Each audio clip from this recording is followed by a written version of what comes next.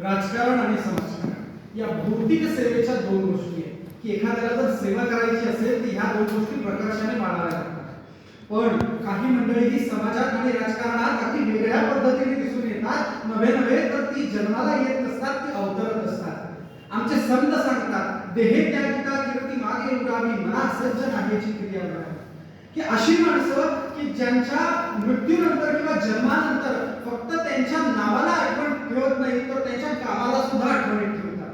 फक्त पैसा आणि सत्ता आणि फक्त भिंतीवरती फोटो ह्या गोष्टी करता नाही तर कोकणवासियांच्या मनामध्ये ठसवणारा चेहरा म्हणजे भाऊ. भाऊ म्हणजे कोण?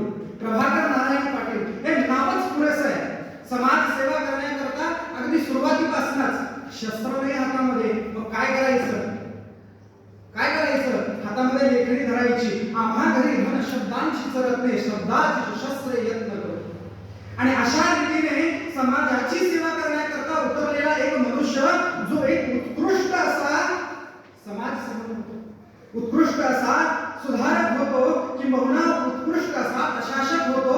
हे कोणत्या कारणामुळे? मी भाऊंची महती सांगण्याकरता नाही तर पुराणातले काही तत्व घेऊन आलोय की का उत्कृष्ट प्रशासक झाले भाऊ, का उत्कृष्ट प्रशासक झाले.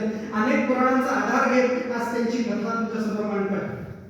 मुळात शिक्षण अनेक अशा पुराणांमध्ये आपण वर्णित पाहिलेलं आहे की इतिहासापासून छत्रपतींपासून ते आधीच्या काळात द्वापार युगापासून शिक्षणाला विशिष्ट असं महत्त्व राहिलं की शिक्षण हे वाघिणीचं दूध आहे, जो पियेल तो गुरगुरल्याशिवाय राहणार नाही, अशी वृत्ती त्यांनी स्वतःच्या लक्षात ठेवली. आणि कोकणवासियांची मुलं किंवा आपल्या तालुक्यातली आपल्या जिल्ह्यातली मुलं सुद्धा वाघासारखी प्रखर व्हायला हवी आहे, म्हणून वाघिणीचं दूध पाजलं आणि शिक्षण ही धारा फुलगावकर सरांच्या माध्यमातून कोकण एज्युकेशन सोसायटीच्या निमित्ताने दाखवून दिली.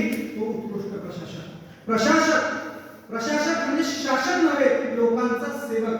त्यांचे उत्कृष्ट असं वाक्य आहे जे मला वाचण्यात आलं की गरिबांच्या सेवेत झटा, सत्ता ही फक्त मिरवू नका, तर सत्ता ही गरिबांच्या सेवेकरता वापरायला हवी.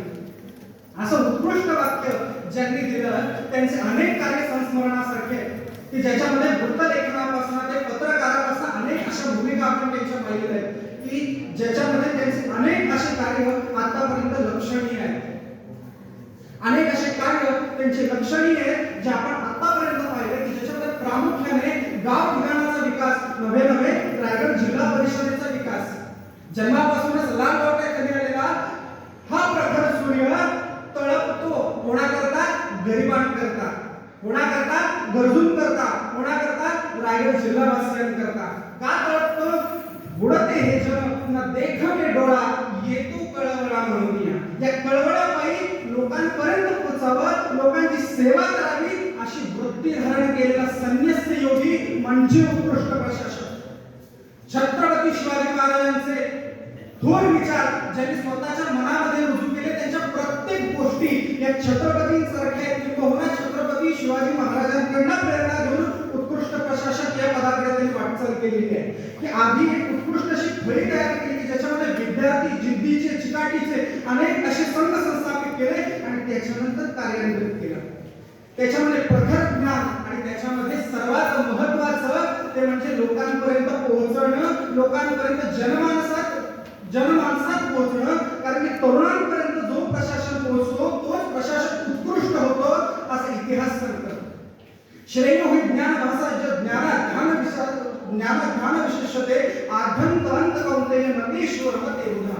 इति गीतेमध्ये स्पष्ट असं वर्णन आलेलं आहे की ज्याच्यामध्ये भगवंत सांगतायत की ज्ञान या गोष्टीला अनुसरून जो कोणी प्रशासक किंवा जो कोणी राजा योग्य पद्धतीने कार्य करतो तो नक्कीच योग्य असा उत्कृष्ट प्रशासक होतो.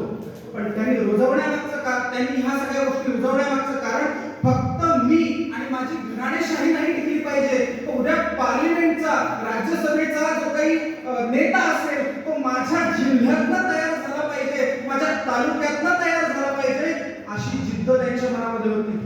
की अशा जिद्दीतनं त्यांनी प्रखर अशी कामे केली. रायगड जिल्हा नव्हे संपूर्ण महाराष्ट्रभर त्यांची कीर्ती प्राप्त झाली. तुम्ही नंतर एकाकडनं ऐकलं की त्यांनी ठराविक अशा महिलेला रस्त्यावरती गरोदर असताना पोहोचवण्यात कार्य केलं. हे सुद्धा एका उत्कृष्ट अशा कार्यकर्त्याचं काम आहे की ज्याने फक्त श्रीमंताकडे न पाहता जीवनातील किंबहुना अनेक छोट्या छोट्या घटकांकडे आपलं लक्ष केंद्रित करत उत्कृष्ट पद्धतीने काम केलं.